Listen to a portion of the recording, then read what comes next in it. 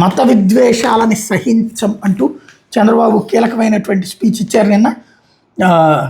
రెచ్చగొట్టేందుకు రౌడీలు, రాష్ట్రంలో మత విద్వేషాలు రెచ్చగొట్టేందుకు రౌడీలు, గూండాలు, సంఘ విద్రోహ శక్తులను ప్రోత్సహించేందుకు వీల్లేదని, అట్లాంటి వాళ్ళ మీద కఠిన చర్యలు తీసుకుంటామని హెచ్చరించారు. నంద్యాల జిల్లా బనగానపల్లి గురువారం నిర్వహించిన మీ భూమి మీ హక్కు కార్యక్రమంలో సీఎం పాల్గొన్నారు. అప్పలాపురం, కాపులపల్లి గ్రామాల రైతులకు అధునాతన పాస్ పుస్తకాలు పంపిణీ చేశారు.